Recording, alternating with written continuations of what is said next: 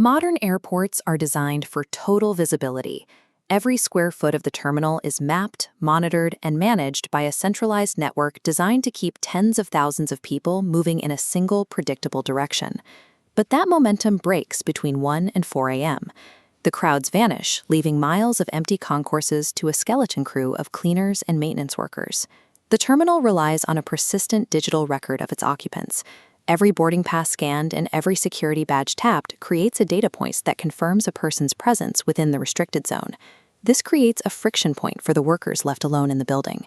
They occasionally encounter passengers or sounds that shouldn't exist, while the monitors in the security office remain stubbornly blank. In 2018, a cleaner named Lauren was working Concourse C at 2:10 a.m.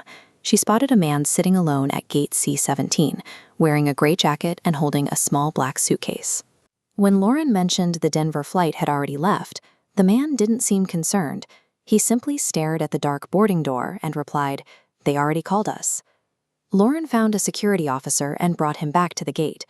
The area was empty. The man was gone, his suitcase was gone, and the heavy door leading to the jet bridge was still magnetically locked. They checked the CCTV. The footage showed Lauren cleaning around the gate and stopping to speak toward a row of chairs.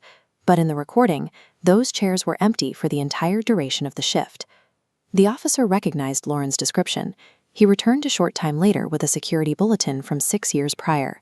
It was a man who entered the terminal for a Denver flight and never appeared on camera again. His scheduled departure was from Gate C17. Marcus, an overnight maintenance worker, was working near Gate 32 at 3:20 a.m.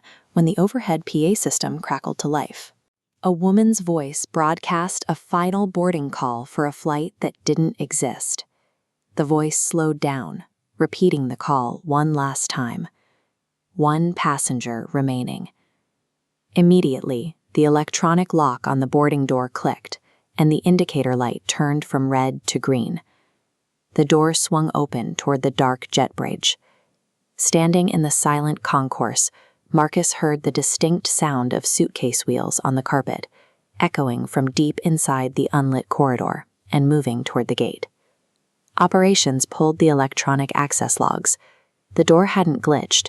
The system recorded an authorized badge swipe exactly when the lock turned green. The badge belonged to a gate agent who died at Gate 32 3 years earlier.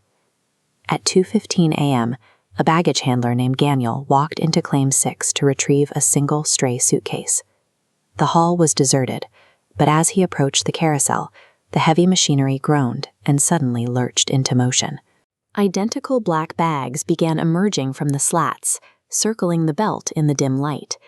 At the far end of the room, Daniel saw a tall man standing by the exit, pointing silently at the conveyor belt. Daniel radioed his supervisor, who told him to leave immediately. Claim 6 had been disconnected for renovation for 2 weeks. It had no power, and there were no bags in the system to be processed. The security review showed Daniel standing in the middle of a silent, motionless baggage hall. In the footage, he is staring at a carousel that never moved, watching bags that weren't there. But the camera caught one thing Daniel missed while he was looking at the belt. In the reflection of the glass exit doors, just behind Daniel's shoulder, a dark figure was standing on top of the motionless carousel. Airports are built on the logic of arrivals and departures. The architecture assumes that everyone who enters through security will eventually leave through a gate. But these accounts suggest a gap in the grid. The sensors and cameras we trust to maintain order are blind to the remnants that the terminal never successfully cleared. If you are ever stranded overnight in a closed concourse and you hear a boarding call for a flight that isn't on the screen, keep walking. Some departures aren't meant for you.